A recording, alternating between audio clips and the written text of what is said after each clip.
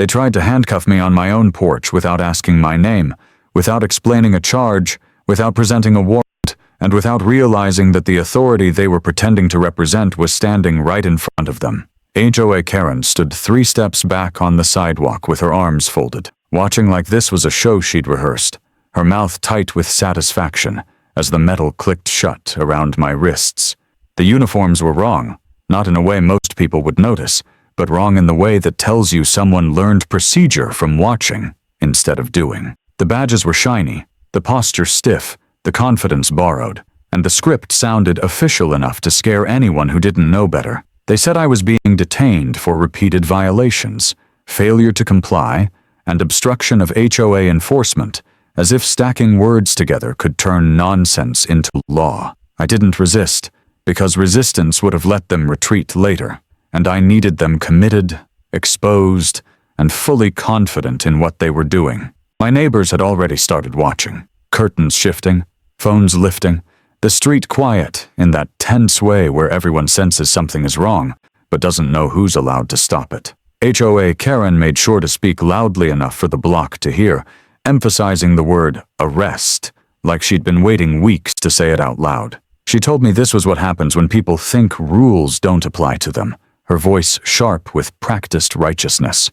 I remember noticing how calm I felt in that moment, not because I wasn't angry, but because I knew exactly how this would end. Before we move forward, drop a comment. Where are you watching from? The cuffs were cheap, the kind ordered in bulk, and they bit into my wrists unevenly, a small detail that confirmed everything I already knew. One of the men adjusted his grip too often, checking his stance, overcorrecting, trying to look authoritative instead of being it. HOA Karen nodded at him like a supervisor approving a job well done, her confidence growing with every second no one stopped her. She didn't know yet that the longer this went on, the worse it would be for her, and that ignorance was the only thing keeping her upright. They told me to step forward, away from my door, away from my house, away from the place she wanted to claim control over. I did exactly what they asked, because obedience in moments like that isn't submission, it's leverage. Every step down the porch felt deliberate, like punctuation in a sentence she didn't realize she was writing for me. Someone across the street gasped quietly, the sound cutting through the silence, and I saw a phone tilt just enough to catch everything. HOA Karen smiled when she noticed the recording, mistaking documentation for support. She had built her authority on the belief that people were too afraid to challenge her, and she was about to learn how expensive that belief could be. One of the fake officers announced that I was being detained pending further action, a phrase that means nothing outside of intimidation. He avoided eye contact when he said it, because liars often do when they're trying to sound official. I asked him calmly under what statute he was acting, and he froze just long enough to confirm the answer didn't exist. HOA Karen jumped in immediately, cutting him off, filling the gap with louder words and sharper tone, trying to drown out the mistake.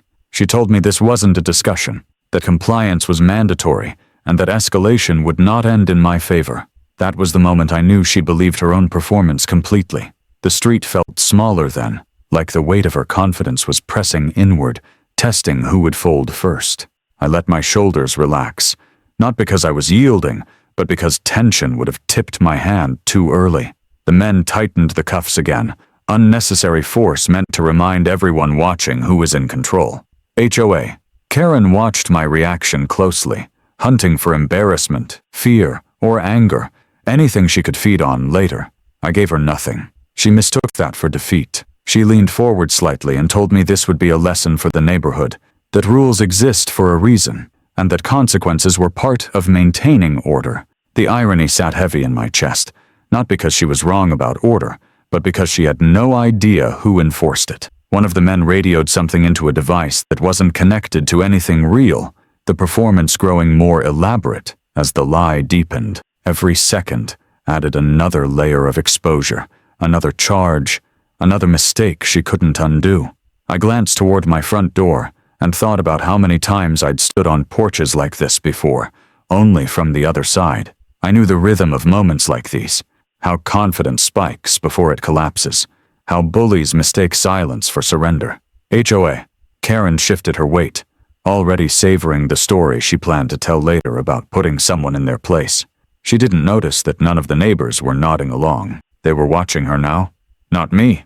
The fake officers started guiding me toward the sidewalk, careful to keep their bodies between me and the crowd. That told me they were more worried about perception than procedure. I felt the familiar click of timing settle into place, the sense that the line had been crossed so cleanly there was no way back. HOA Karen cleared her throat and announced that this was what accountability looked like, her voice carrying farther than she intended. A car slowed at the end of the street, the driver craning to see what was happening, and the audience grew. I met HOA Karen's eyes then, just briefly, and saw something flicker behind the confidence. Not doubt, not yet, but anticipation, the kind that comes right before impact. She thought she was finishing something. She had no idea she'd just started it. I didn't move into that neighborhood looking for quiet because I was afraid of noise. I moved there because silence tells the truth about a place. After decades of hearing radios crackle, doors splinter, and voices lie when the pressure hits, you learn to value environments that don't pretend to be something they're not. The house wasn't large, but it was solid, and the street had that staged calm that only exists when people believe someone else is responsible for keeping order. That belief is where HOA Karen thrived, and it's where I understood immediately that something was off long before she ever stepped onto my lawn with a clipboard. Authority isn't something you announce when you actually have it. Real authority shows up quietly, through systems, through procedure, through consequences that don't need explaining. I learned that early in my career, back when I still believed volume and presence were enough to control chaos. They aren't. Discipline is quieter than intimidation, and that difference matters when someone like HOA Karen starts confusing obedience with respect. The first notice she sent wasn't aggressive, it was curious, like a probe, testing whether I would flinch, comply, or question. I recognized it instantly because I'd seen the same tactic used by people who never survived real scrutiny. I didn't respond because responding gives weight to nonsense, and I wanted to see how far she'd push without resistance. People like her escalate predictably, not out of strategy, but out of insecurity. Each ignored demand becomes an insult, and each insult demands correction. She didn't know anything about me, and that ignorance made her bold. She assumed I was another homeowner who would fold under paperwork and tone, someone who didn't know where authority actually begins or ends. That assumption wasn't personal, it was structural, built into how she treated everyone around her. I'd spent years dismantling fake authority in other contexts, watching how uniforms and titles turn into weapons when accountability disappears. I'd seen people comply with illegal orders simply because they sounded official, and I'd watched the damage that compliance caused long after the uniforms were gone. That experience changes how you react to pressure. It teaches patience, not because you're afraid to act, but because timing matters more than speed. HOA Karen mistook that patience for weakness, and that misread shaped everything that followed. She started appearing more often after the notices went unanswered, walking the block with exaggerated confidence, making sure she was seen. The clipboard wasn't for records. It was a prop, something to anchor her performance. I noticed how neighbors avoided eye contact with her, how conversations stopped when she passed, how people waited until she was gone before resuming normal life. That told me more about her than any document could. Fear doesn't require explanation. It just settles in when someone has been allowed to operate unchecked for too long. I didn't introduce myself beyond what was necessary, and I didn't correct her assumptions, because revealing authority too early only teaches bullies how to adjust. I wanted her operating at full confidence, relying on habits that had never been challenged. Every profession has tells, and so does abuse of power. The language she used, the certainty without citation, the insistence that questioning itself was a violation, all of it mapped perfectly onto patterns I'd spent my life shutting down. This wasn't about a law or a rule, it was about control, and control collapses fastest when it's allowed to overextend. By the time she escalated to uniforms, I already knew the outcome, not because I was planning revenge, but because systems don't tolerate impersonation when they're forced into daylight. The only variable was how much damage she would do to herself before realizing she'd crossed from intimidation into exposure.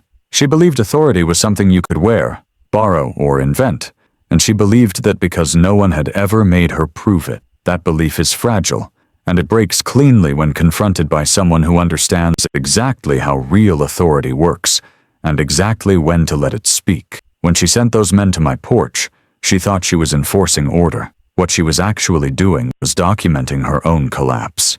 HOA Karen didn't build her control overnight, and she didn't build it alone, even if she liked to act like the center of everything. What she built was a structure that fed on silence, a system where the rules were vague enough to be reshaped daily, and enforcement was loud enough to feel absolute. She relied on confusion more than authority, on the idea that if people weren't sure what was real, they would choose compliance over confrontation. That uncertainty was her real power, and she guarded it carefully by making every interaction feel urgent and personal. The HOA itself was less an organization and more a stage.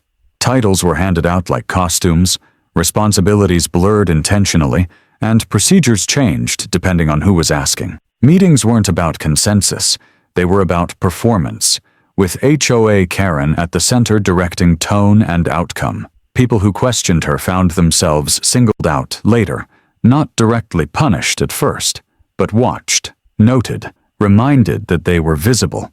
That kind of attention doesn't need teeth to work, it just needs time and repetition. She cultivated allies by offering proximity to power rather than clarity. A few neighbors were given small roles, minor authority, just enough to feel important without enough to challenge her. They enforced her will because it made them feel protected, and because stepping out of line would mean becoming the next example. I'd seen that hierarchy before, in other contexts.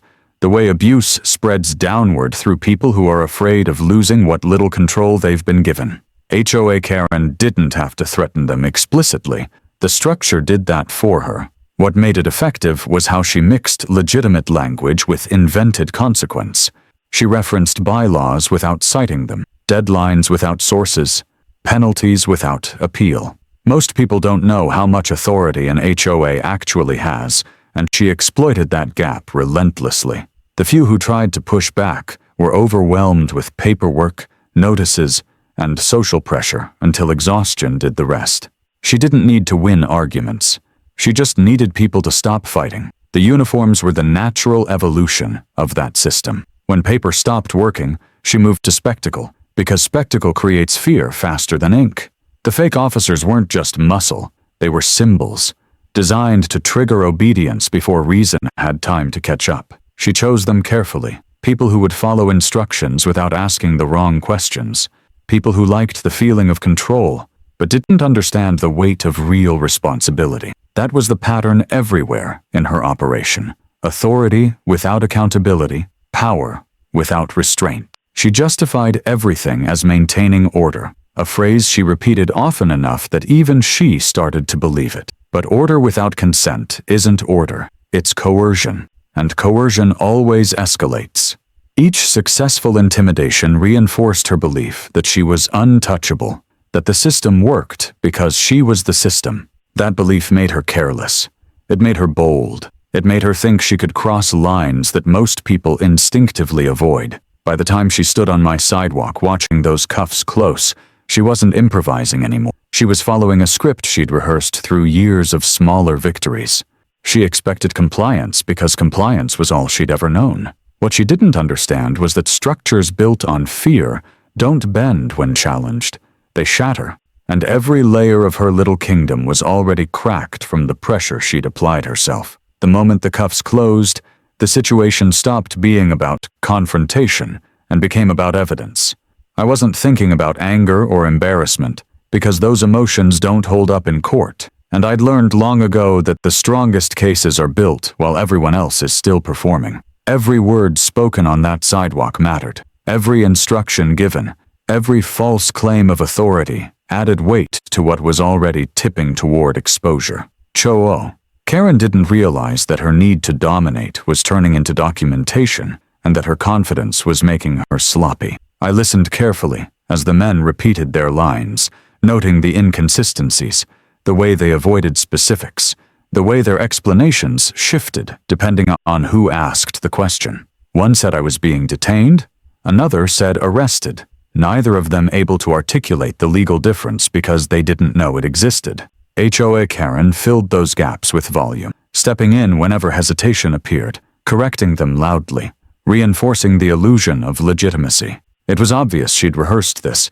but rehearsals fall apart when pressure stretches beyond the script. Phones were out now, more than she realized, and not just from across the street. Someone down the block had started recording from behind a parked car, another from an upstairs window, angles she hadn't accounted for. I heard her say my name, mispronounce it, then repeat it louder, as if volume could correct accuracy. That alone told me she hadn't verified anything before escalating. Another critical mistake. Authority that doesn't check facts before acting always leaves fingerprints. When one of the fake officers reached for his radio again, I watched his hand shake just slightly, the movement small, but revealing. He was aware now that this wasn't going exactly as planned, that the attention felt heavier than expected. HOA Karen noticed it too, and snapped at him under her breath, a sharp whisper meant to reassert control. That exchange was captured on at least 2 recordings, clear enough to show hierarchy, instruction, and intent. She wasn't observing, she was directing. I asked again, calmly, under whose authority they were acting, and this time HOA Karen answered for them without hesitation. She cited the HOA, the bylaws, community enforcement rights, stacking terms that sounded official until examined closely. She didn't realize that by answering, she was placing herself squarely between the action and the excuse, making herself responsible for everything happening. That kind of overreach is common in people who believe power protects them from consequence. One of the men told me to stop asking questions, that silence was required, which is something no lawful officer would ever say in that context. That sentence alone was enough to dismantle their entire claim, and it was recorded cleanly. HOA. Karen nodded approvingly when he said it, reinforcing the command like a supervisor endorsing misconduct. I could see the realization flicker briefly in her eyes. Not fear, but irritation, as if my calm was disrupting the tone she wanted. By the time they started guiding me toward the curb, the narrative had already collapsed. They just didn't know it yet. Every step, every word, every glance was now part of a chain that couldn't be broken. Proof doesn't announce itself when it's being created. It accumulates quietly, waiting for the moment it's needed. HOA Karen believed she was asserting control, but what she was really doing was handing me a complete, uninterrupted record of her abuse, clean enough that it wouldn't need interpretation later. She would claim later that she was maintaining order, that she believed she was acting within her rights, that she didn't know the men weren't legitimate. None of that would matter. Intent had been replaced by action, belief by evidence. The discovery phase was over before she even realized it had begun, and from that point forward, the outcome was no longer negotiable. The shift didn't happen with shouting or sudden movement. It happened with a pause, the kind that forces everyone to feel the weight of what they've already done. One of the men finally asked HOA Karen what the next step was, and the fact that he had to ask told the entire story. Authority doesn't seek permission mid-action. It operates within boundaries it already knows. She answered too quickly, too sharply, trying to reassert command, and in doing so made it unmistakably clear that this was her operation, her call, her responsibility. That was the moment the crowd's attention fully pivoted toward her. I could feel the neighborhood recalibrate, people no longer watching me as the problem, but watching her as the source. Phone stayed raised, not out of curiosity now, but out of instinct, the shared sense that something important was unraveling. HOA. Karen noticed the change and tried to compensate by speaking louder, repeating phrases about compliance and enforcement, doubling down on language that had worked before. It didn't work this time. The words landed flat, stripped of the authority she thought they carried. One of the fake officers glanced toward the houses, then back at her, uncertainty finally breaking through his performance. He asked again what charge he was supposed to be enforcing, and this time she snapped at him, irritation flashing openly across her face. That exchange cracked the illusion completely. People don't trust leaders who lose control in public, and they don't follow orders that sound improvised. The structure she'd built on confidence started to buckle under its own exposure. I told them calmly who I was, not as a threat, not as a reveal meant to shock, but as a fact that had been inevitable since the moment the cuffs closed. The words didn't echo, didn't boom, they just settled, and that was worse. Silence followed, heavy and immediate. One of the men laughed nervously, then stopped when no one else did. HOA Karen froze, her mouth opening slightly before closing again, the realization hitting her in fragments rather than all at once. She tried to recover by accusing me of lying, of intimidation, of abusing my position, accusations thrown out in desperation without coherence. The men looked at each other now, no longer looking at her for direction. And that was the collapse. Power doesn't disappear when it's challenged. It disappears when it's abandoned, and she could feel it slipping. Her voice rose again, but this time it sounded thin, strained, unsupported. Neighbors started speaking up, not shouting, just stating what they'd seen, what they'd recorded, what they'd experienced before. Each comment landed like a weight added to something already sinking. HO. Karen tried to interrupt, tried to reframe, but no one was listening anymore. The performance was over, and without an audience that believed her, she was just a woman standing on a sidewalk with no authority and too many witnesses. The fake officers stepped back, physically distancing themselves from her, an instinctive move that said more than any confession. One of them reached for the cuffs, unsure whether to remove them or pretend nothing had happened. I didn't have to instruct him. The moment had already turned. The humiliation wasn't loud or dramatic, it was procedural, the kind that leaves no room for reinterpretation later. HOA Karen's power didn't explode, it evaporated, and everyone watching understood that it wasn't coming back. What followed wasn't chaos or revenge, it was procedure, the kind that moves slowly enough to feel harmless until it's already locked in. Once real authority entered the situation, everything HOA Karen had built began collapsing under scrutiny she had never prepared for. Statements were taken carefully, not just from me, but from neighbors who had learned to stay quiet for too long. The difference now was that they weren't being asked by someone demanding compliance. They were being asked by people who documented facts and followed rules that actually mattered. HOA Karen tried to regain control by reframing herself as a victim of misunderstanding, claiming she had relied on information given to her, insisting she believed the men were legitimate. That explanation didn't survive contact with evidence. Messages, instructions, and recorded conversations placed her at the center of every decision. She wasn't reacting to events. She was directing them, and that distinction carried consequences she couldn't talk her way out of. Expertise doesn't argue, it verifies, and verification stripped her story down to what it really was. The men she'd used distanced themselves quickly once they understood the gravity of impersonating authority. Their confidence evaporated under real questioning, replaced by cooperation and self-preservation. That shift wasn't dramatic, it was predictable. People who borrow power abandon it the moment it stops protecting them. Each statement they gave tightened the case around HOA Karen, closing gaps she hadn't even known were exposed.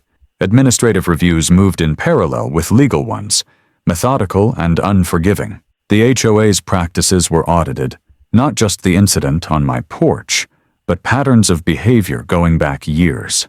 Complaints that had been dismissed or ignored suddenly had context, suddenly made sense.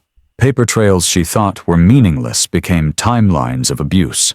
Titles she had wielded so confidently were stripped down to their actual scope, revealing how much she had fabricated along the way. There was no spectacle when consequences arrived. Notices were delivered quietly, meetings were called without fanfare, and decisions were documented in language that left no room for interpretation. HOA Karen wasn't confronted with shouting crowds or public outrage.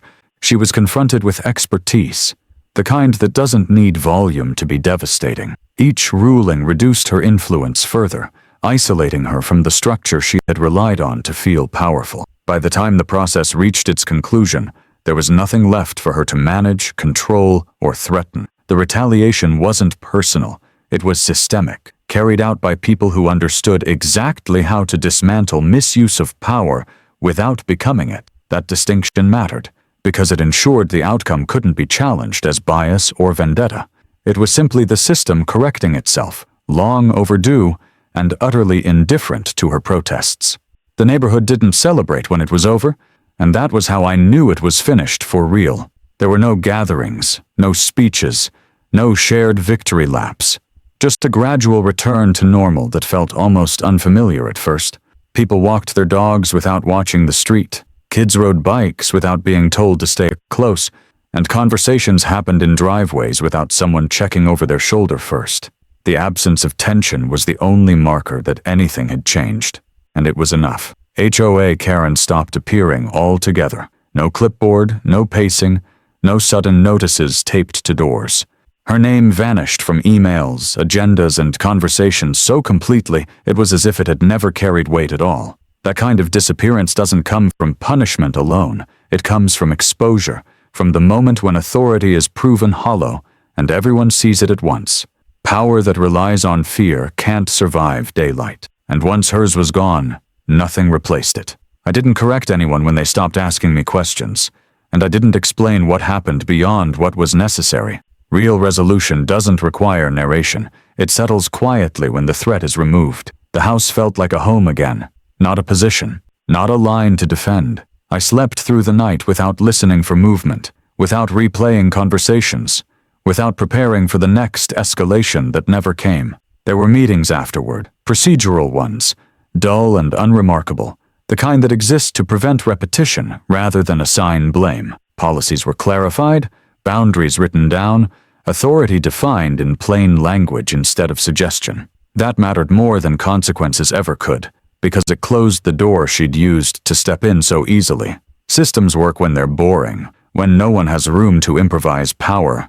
I saw a few of the neighbors months later, people who had been the quietest during everything. They didn't thank me, and I didn't expect them to. Instead, they talked about gardens, weather, and renovations, the ordinary things that return when control stops being a daily concern. That normalcy was the outcome, not recognition, not satisfaction, just the steady absence of fear. Sometimes I stood on the porch in the evenings and watched the street settle into itself, the way it should have been all along. No uniforms, no warnings, no voices raised to enforce nothing. Just space, quiet, and the understanding that authority, when real, doesn't announce itself, and when false, doesn't survive being seen. HOA. Karen went silent.